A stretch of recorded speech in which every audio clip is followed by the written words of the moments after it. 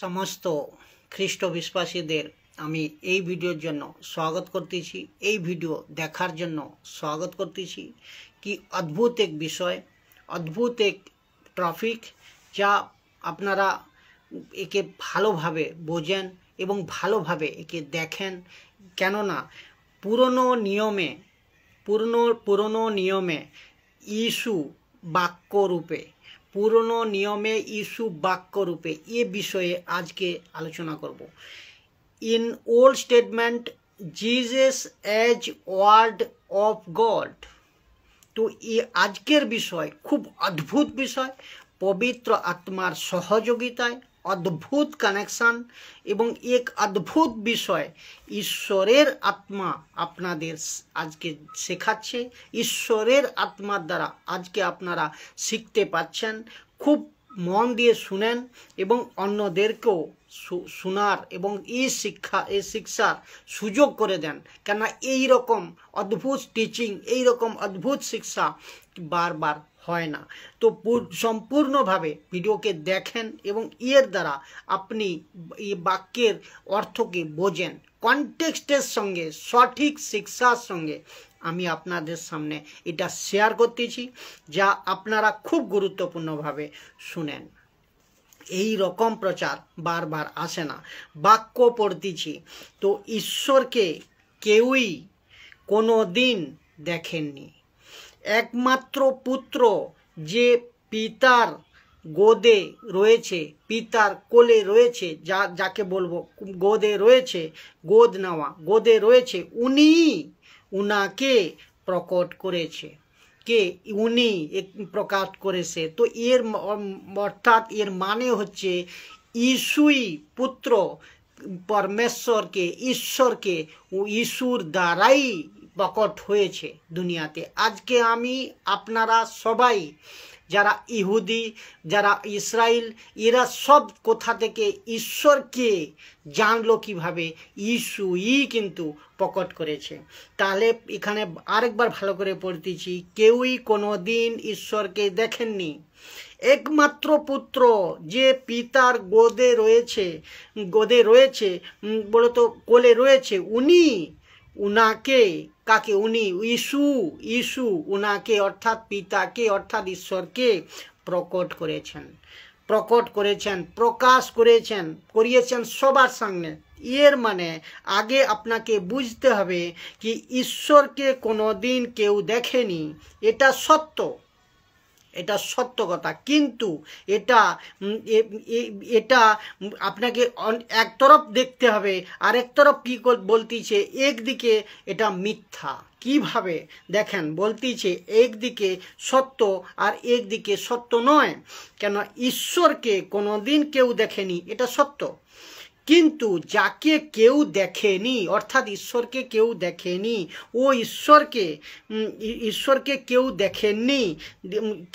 কেউ যদি দেখেছেন, তা হচ্ছে শুধুমাত্র ঈশ্বরই দ্বারা ঈশ্বরকে দেখতে পাবে বা পেয়েছেন বা জানতে পেরেছেন বা জেনেছেন। ঈশ্বরই দ্বারা ঈশ্বরকে জানতে পেরেছেন। তো শুধুমাত্র ইস্যু এর মানে হচ্ছে, খুলে আপনাকে বলতেছি, যদি কাউকে ঈশ্বরকে দেখতে হয় তো ইস্যুর দ্বারাই কিন্তু আপনি দেখতে পাবেন। আপনি যেখানকার হোক না কেন, যে জায়গার হোক না কেন, যেখানকারই হোক না কেন, আপনাকে ঈশ্বর দ্বারাই কিন্তু আপনি ঈশ্বরকে জানতে পারবেন, ঈশ্বরকে দেখতে পাবেন, ঈশ্বরের সন্ধান পাবেন, ঈশ্বরের খবর পাবেন। ঈশ্বরের সমস্ত বাক্য ঈশ্বর দ্বারাই কিন্তু আপনি বুঝতে পারবেন। এটা হচ্ছে সত্য কথা। তো ইস্যু ছাড়া কেউ ঈশ্বরকে দেখতে পাবে না। ইস্যু ছাড়া কেউ ঈশ্বরকে দেখতে পাবে না। এর বহুত সারা বচন আছে, বহুত সারা বাক্য আছে। আমি এটা শর্ট ভিডিও দ্বারা হচ্ছে আপনাদের সামনে রাখতেছি, যে এর পরে ডিটেলসে এর বহুত ভিডিও বানাবো যখন আত্মা আমায় সহযোগিতা করবে। তো যতক্ষণ পর্যন্ত ইস্যু প্রকট না করবে, ততক্ষণ কোনো ব্যক্তি ঈশ্বরকে দেখতে পাবে না। কোনো ব্যক্তি ঈশ্বরকে দেখতে পাবে না। তো ইস্যু যদি মনোনীত করে যে কাউকে, তো ওই একমাত্র ব্যক্তি যে ঈশ্বরকে জানতে পারবে, ঈশ্বরকে দেখতে পাবে। ইস্যু যতক্ষণ না প্রকট করে কেউ ঈশ্বরকে দেখতে পারবে না। আর এর কারণ, যখন ফিলিপ, আপনারা পড়েছেন, ফিলিপ জিজ্ঞাসা করেছিল কাকে? প্রভু ইস্যুকে।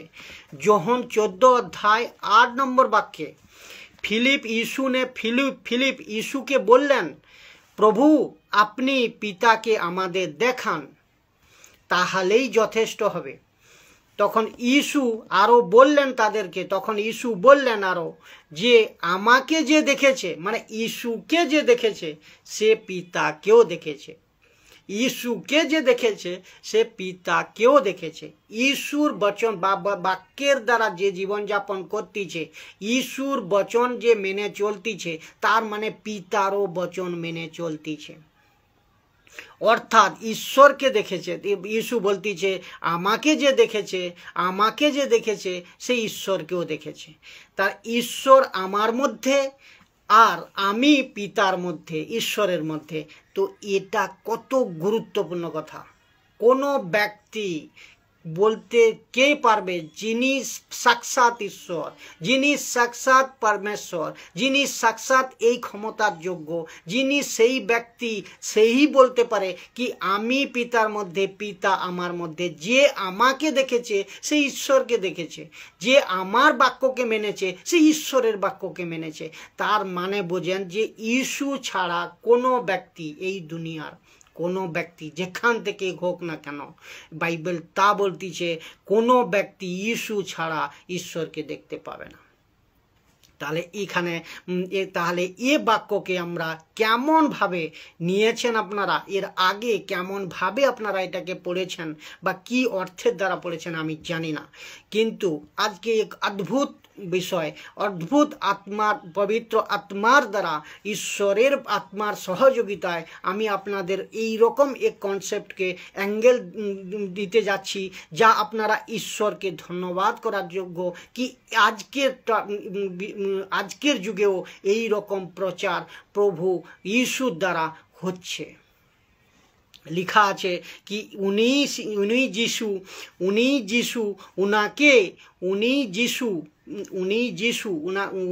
মানে যিশুই উনাকে অর্থাৎ ঈশ্বরকে প্রকট করেছেন, প্রকাশ করিয়েছেন। আজকে আমি, আপনি, দুনিয়ার বাইবেলে যারা খ্রিস্ট বিশ্বাসী এবং যারা বাইরেরও ঈশ্বরকে এ বিষয়ে কেউ জানতো না, কিন্তু আজকে পুরো প্রকাশ হচ্ছে কিতাবের দ্বারা, ইস্যুর বাক্যের দ্বারা। ইস্যুই ঈশ্বরকে প্রকট করিয়েছেন, তো উনাকে প্রকট করিয়েছেন। তো এর মানে হচ্ছে ইস্যু ঈশ্বর পিতাকে প্রকট বা প্রকাশ করিয়েছেন।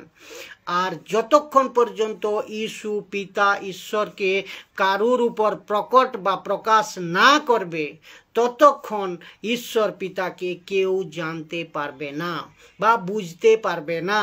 তো যার ফলে এখানে বুঝতে হবে কি জিজাস, এখানে লেখা আছে, ইংলিশ ট্রান্সলেশনে লেখা আছে Jesus declare him, revealed him, made him known the nation। তার মানে এর মানে হচ্ছে যে ইসরায়েল রাষ্ট্রকে যদি কেউ বলেছিল তোমার ঈশ্বর, ইসরায়েলকে যদি কেউ বলেছিল কি এ তোমার ঈশ্বর, আব্রাহামের ঈশ্বর, ইসাকের ঈশ্বর, ইয়াকুবের ঈশ্বর, এবং এর আগে জেনারেশনকে যদি কেউ বলেছিল তা হলো ইস্যু, সে হলো ইস্যুই বলেছিল। তাহলে কেউ জানতে বুঝতে নাহলে পারতো না, ইস্যুই বলেছিল। তো যার ফলে জানতে পেরেছে যে হ্যাঁ আব্রাহামের ঈশ্বর, ইসাকের ঈশ্বর, ইয়াকুবের ঈশ্বর কে, ইস্যুই ওদেরকে বলেছে। তো ঈশ্বর কে বলে জানতে পেরেছে। তো তখন গিয়ে এই বাক্য বলতিছে, তখন এই বাক্যকে বলতিছে ইস্যুই উনাকে প্রকট বা প্রকাশ করেছে। এখন পর্যন্ত আপনারা বুঝতে পারলেন সঠিক যে এখন এক রকম বাক্য বলতেছি, আরেক রকম বাক্য শুনেন যা আপনারা অনেকবার পড়েছেন, কিন্তু বাক্য অনেকবার পড়েছেন, কিন্তু আজ পবিত্র আত্মার সহযোগিতায় অদ্ভুত খুলাসা ঈশ্বর আজ আপনাদের সামনে দিচ্ছে, যে কি বুঝে নেন, মজবুতভাবে শিখেন। কি আমার অনুরোধ হচ্ছে কি সবাই এই বাক্যকে শুনবেন এবং বুঝবেন, এবং যারা যারা মুসলিম লোক খাস করে, যারা মুসলিম লোক খাস করে कि তারা এই বাক্যকে বহুত গড়বড়ি প্রচার করতেছে এবং এই বাক্যের ডিবেট করতেছে, কি বাইবেলের এই বাক্যের ডিবেট করে, যেমন কি আহমদ শেখ जो এক সময় খুব বলেছিল এবং কিন্তু মরে গিয়েছে, ও এখন মরে গিয়েছে, और তার শিষ্য যে জাকির নায়ক এবং ওদের মতো কিছু লোক এই বচনকে बहुत গড়বড়ি করে প্রকাশ করতেছে। তো আজ এই বিষয় নিয়ে আজ আমার এই প্রয়াস কি এই বাক্যের যখন যেটা আমি বলতে চাইছি, এই বাক্যের দুধ কা দুধ পানি কা পানি বা দুধ আর জল আলাগ করব, কেননা আজ এই বাক্যের দ্বারা দুধ আর পানির খুলাসা হবে। এখন যে বাক্যকে বলতেছি খুব গুরুত্বপূর্ণ সহকারে, আপনারা অনেকবার পড়েছেন, কিন্তু এখানে দেখবেন এর অর্থকে আপনি বুঝবেন। যোহন 1 অধ্যায় 1 নম্বর বাক্য, যোহন 1 অধ্যায় 1 নম্বর বাক্য। তো লেখা কি আছে? আদিতে বাক্য ছিলেন, আদিতে বাক্য ছিলেন, বাক্য ঈশ্বরের সঙ্গে ছিলেন, আর সেই বাক্যই ঈশ্বর ছিলেন। বাক্য গুরুত্ব, প্রত্যেকটা শব্দ গুরুত্ব দেবেন। আদিতে বাক্য ছিলেন, বাক্য ঈশ্বরের সঙ্গে ছিলেন, আর বাক্য সেই বাক্যই, আবার সেই বাক্য, অন্য দুসরা বাক্য নয়, সেই বাক্যই ঈশ্বর ছিলেন। তো এখানে 2 নম্বর বাক্যতে বলতেছি, প্রথম যোহন 1 অধ্যায় 1 নম্বর বাক্য, 2 নম্বর বাক্য পড়তেছি, তারপরে আমি বলতেছি। তো সেই বাক্য আদিতে ঈশ্বরের সঙ্গে ছিলেন, সেই বাক্য আদিতে ঈশ্বরের সঙ্গে ছিলেন। তো এখানে প্রশ্ন উঠতেছে, আদিতে অর্থাৎ ফ্রম দ্য বিগিনিং ঈশ্বরের সঙ্গে কে ছিল? ওয়ার্ড মানে বাক্য ছিল। তো লেখা আছে কি আদিতে বাক্য ছিলেন, আর এই বচন পরমেশ্বর অর্থাৎ ঈশ্বরের সঙ্গে ছিল, এই বাক্য সাথে ছিল, আর বাক্যই ঈশ্বর ছিল। তো ওয়ার্ড ওয়াজ গড এই আদিতে ঈশ্বরের সঙ্গে ছিল।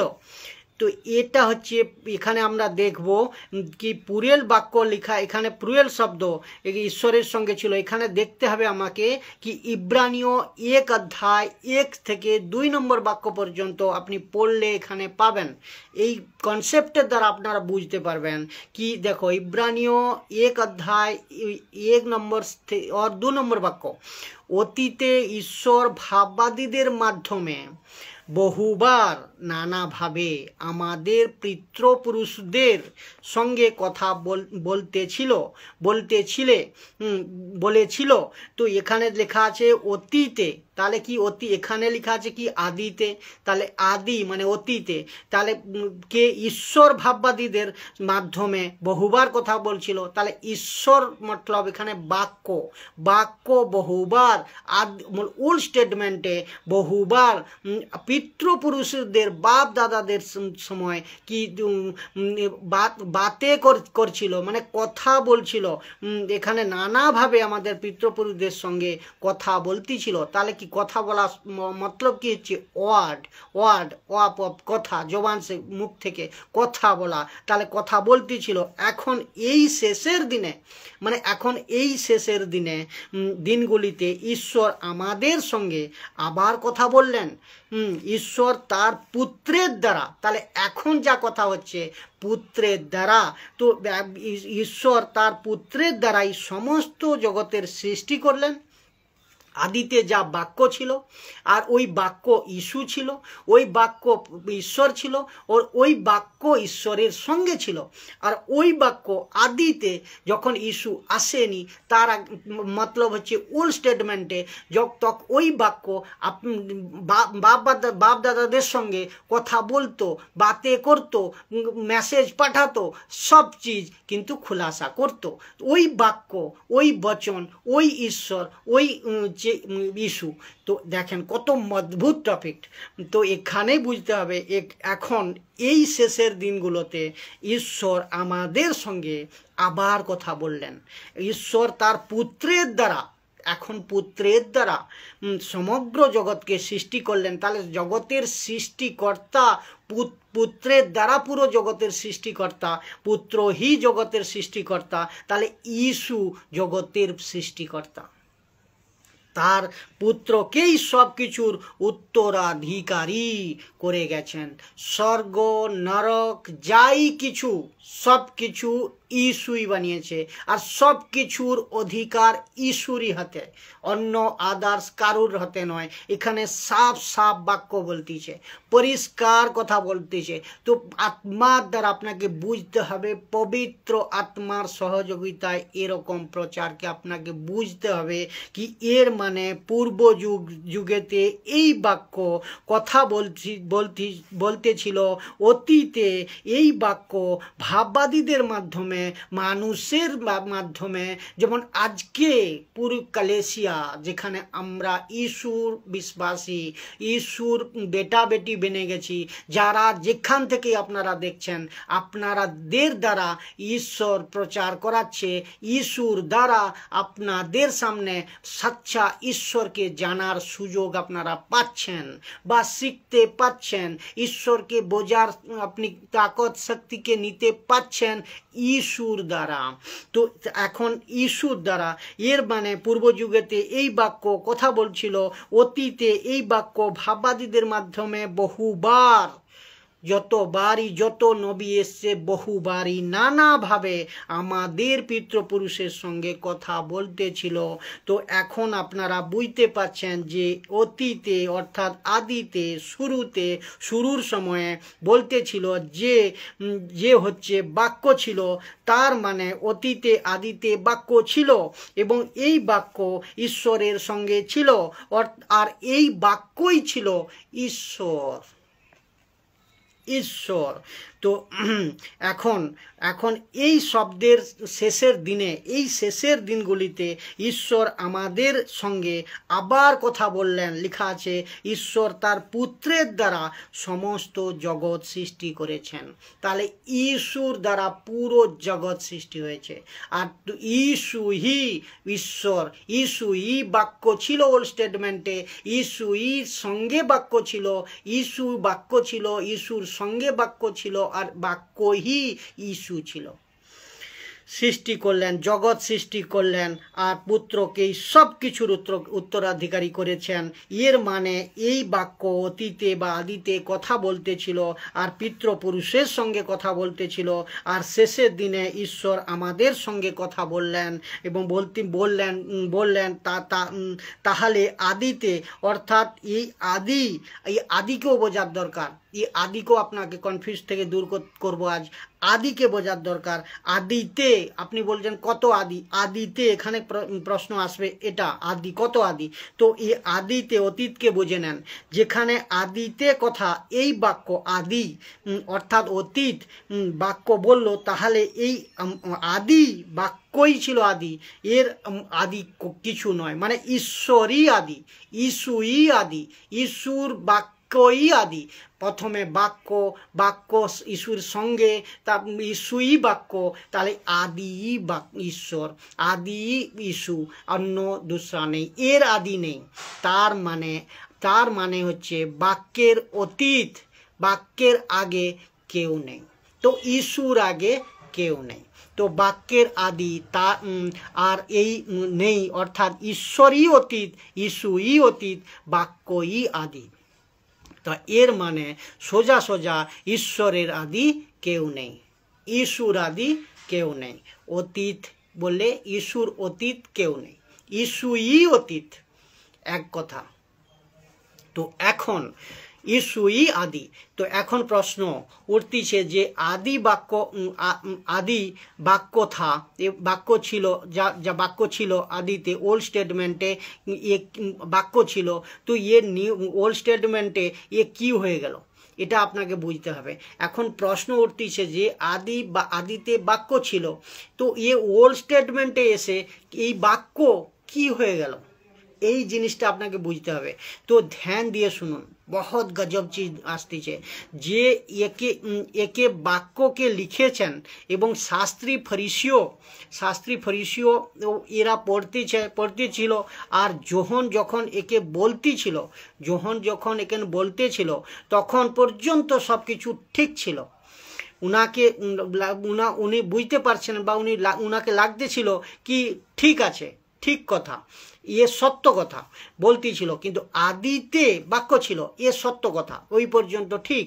বাক্য ঈশ্বরের সঙ্গে ছিলেন, এটাও ঠিক, আর সেই বাক্যই ঈশ্বর ছিলেন, এটাও ঠিক। এবং আদিতে এই বাক্য পিতৃপুরুষের সঙ্গে কথা বলতো এবং শেষের দিনে পুত্রের দ্বারা কথা বলল, ঠিক আছে। কিন্তু যখন বাক্য 14 নম্বর বাক্যকে আপনি যাবেন, 14 নম্বর বাক্য যখন বললেন বাক্য, তখন অদ্ভুত জিনিস যে বাক্য মানুষের রূপ ধারণ অর্থাৎ দেহধারী করলেন। এই বাক্য মানুষের রূপ ধারণ করলো বা দেহ ধারণ করলো। কি অদ্ভুত বিষয়। তো যারা ইস্যুকে পরমেশ্বর ঈশ্বর মানেন না, বাক্য তাদের জন্য মুখের তামাশা। তো বাক্য রূপ ধারণ করলো কিসে, ওল্ড স্টেটমেন্টে এসে গিয়ে ওই বাক্য, যে বাক্য আদিতে বাক্য ছিল, বাক্য পরমেশ্বরের সঙ্গে ছিল, আর বাক্য হি পরমেশ্বর ছিল, বাক্যই পরমেশ্বর ঈশ্বর ছিল, ওই বাক্য যখন 14 নম্বর অধ্যায় পড়লেন, মানুষের রূপ ধারণ করে দেহধারী করলেন এবং আমাদের মধ্যে বসবাস করার জন্য আমাদের মধ্যে বসবাস করার জন্য করতে লাগলেন। লেখা আছে যে কি বাক্য মানুষের রূপ ধারণ করলেন এবং আমাদের মধ্যে বসবাস করতে লাগলেন। তার পিতা ঈশ্বরের একমাত্র পুত্র হিসাবে তার যে মহিমা সেই মহিমা আমরা দেখেছি, যে বাক্য অনুগ্রহ ও সত্যে পরিপূর্ণ ছিল। তা বাক্য কি সত্য কি ঈশ্বর, যে অনুগ্রহ এবং সত্যে পরিপূর্ণ ছিলেন। তাহলে কার মহিমা দেখলো এখানে? কার মহিমা দেখলো? রাজ্যের মহিমার মতলব মহিমার সঙ্গে বাক্যের মহিমা। কার রাজ্যের মহিমার সঙ্গে বাক্যের মহিমার তুলনা করা হচ্ছে? ঈশ্বরের তুলনা কার সঙ্গে করা হচ্ছে? বাক্যের সঙ্গে করা হচ্ছে। তাহলে আদিতে কি ছিল? বাক্য। আদিতে কি ছিল? বাক্য। তাহলে কার মহিমা দেখলো? বাক্যের মহিমাকে দেখলো, যে বাক্য ছিল অনুগ্রহ এবং সত্য পরিপূর্ণ। তাহলে সত্য কে? ঈশ্বর। অনুগ্রহ কার মধ্যে পেয়েছেন আপনি? ঈশ্বরের দিয়েছেন আপনাকে।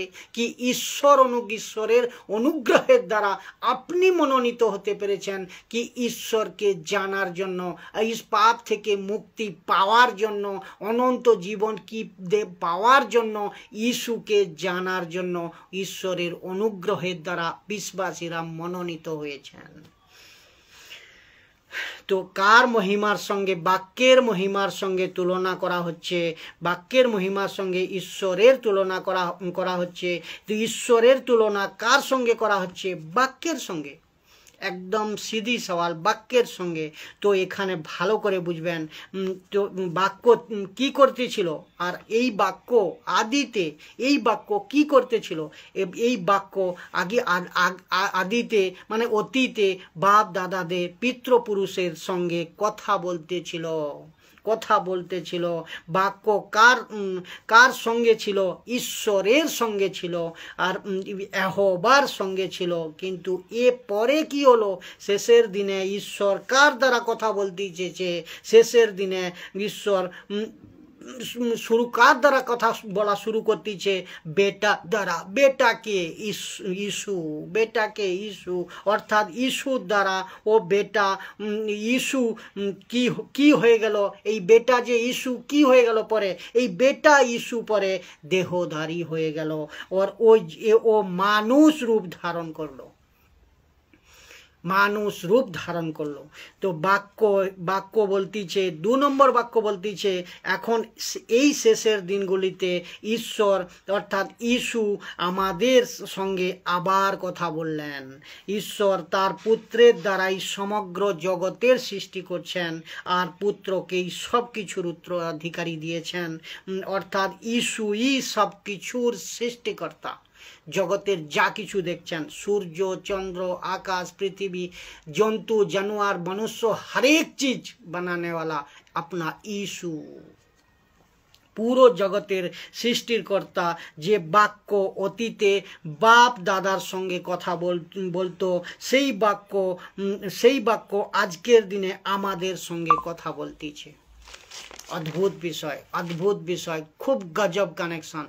তো যারা यीशुके ईश्वर बोले माने ना, এই বচন, এই বাক্য তাদের বহুত কুছ আঁখে খুলবে এবং তাদের পুরো সমস্ত বিষয়কে জানার প্রয়োজন। আমি মনে করি পুরো আপনারা ভিডিও দেখেন, ইনস্টাগ্রাম, ইউটিউব এবং ফেসবুকে আপনি ভিডিও হিন্দি বাংলা দুটো ভাষায় আমি ভিডিও বানাচ্ছি। প্রত্যেকটা টপিক নিয়ে আত্মার সহযোগিতায় একটা করে বাক্য আমি আপনাদের সামনে ক্লিয়ার কনটেক্সটের সঙ্গে বাইবেলের সঠিক বাক্যের দ্বারা আমি আপনার কাছে নিয়ে আসব। আপনারা দেখেন, নিজেরা মজবুত হন, অন্যদের মজবুত করান, আর সকল খ্রিস্ট বিশ্বাসীকে বলতেছি আপনারা মজবুতভাবে শিখেন এবং নিজের আত্মিক উন্নতি করেন, সঠিক শিক্ষায় আপনি বেনে থাকেন, যাতে কোনো दूसरा ভাববাদী, যাতে दूसरा কোনো প্রেরিত আপনাকে ঝুটা শিক্ষা না দিতে পারে। সঠিক শিক্ষায় আপনারা বেনে থাকেন।